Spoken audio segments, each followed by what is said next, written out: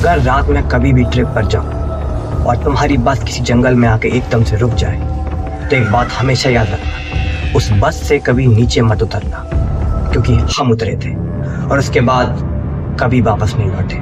नमस्कार दोस्तों, मेरा नाम है शिवम भगे और आप देख रहे हो डार्क शिवम।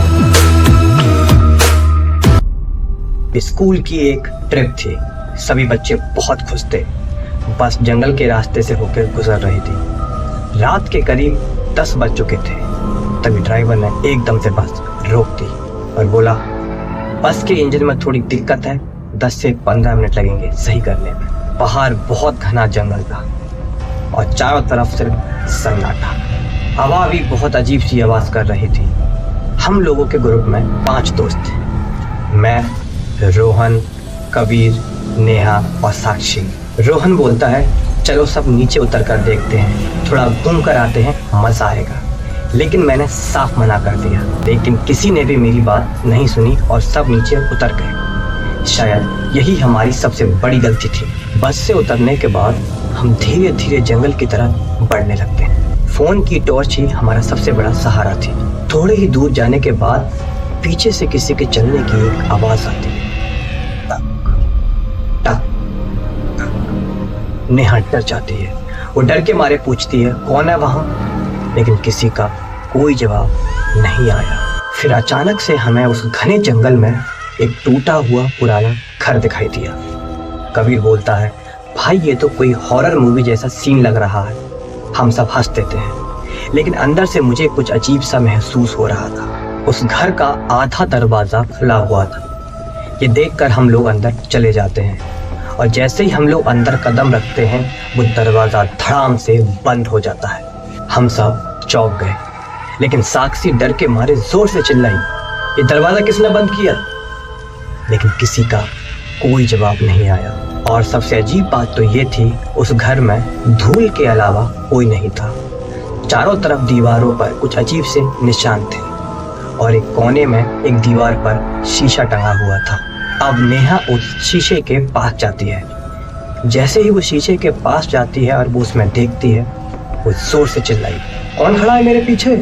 जब हमने उसके पीछे देखा तो वहाँ कोई नहीं खड़ा था, लेकिन जब हमने उस शीशे में देखा तो हमारे पीछे एक आदमी खड़ा था, फटे कपड़ों में। उसका चेहरा जला हुआ था। अब हम सब लोग बहुत बुरी तरीके से डर जाते हैं।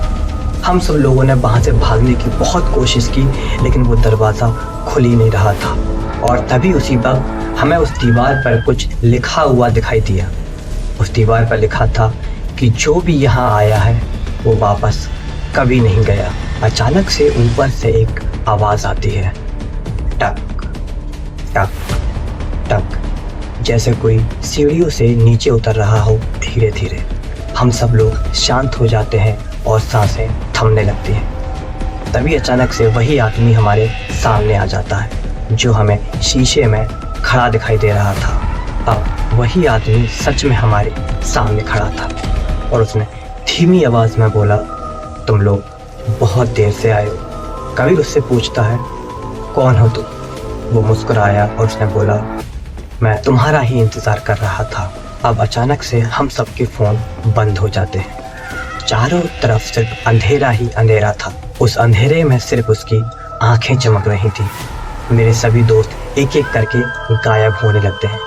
पहले साक्षी, फिर नेहा, फिर कबीर, और सब एकदम से गायब। अब सिर्फ मैं अकेला बचा था। मैं बहुत ज़्यादा डर जाता हूँ और उससे पूछता हूँ, कौन हो तुम और क्या चाहते हो? वो मेरे पास आता है और बोलता है, तुम सब लोग पहले ही मर चुके हो। ये सुनकर मेरे पैरों तले ज़मीन खिसक जाती है। अब उसने धीरे से एक दीवार की तरफ इशारा किया। मैंने उस दीवार पर देखा तो वहाँ पर एक खबर छपी हुई थी कि स्कूल बस एक्सीडेंट में 5 बच्चों की मौत हो चुकी है। ये देखकर मैं बहुत ज़्यादा घबरा जाता हूँ और अपने हाथ पैरों को देखता हूँ तो मेरे हाथ पैर ट्रांसपेरेंट हो चुके थे। अब वो आदमी मुस्कुराया और बोला, ये जगह मरे हुए लोगों को बुलाती है, अब तुम लोग भी यहीं रहोगे।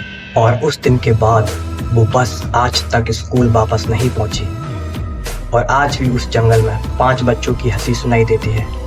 दोस्तों, अगर आपको ये वीडियो अच्छी लगी तो प्लीज़ वीडियो को लाइक करो, चैनल को सब्सक्राइब करो। मिलते हैं आपको एक ऐसी ही डरावनी स्टोरी के साथ। तब तक आप जुड़े रहिए, अलर्ट रहिए, सेफ रहिए। Thank you so much.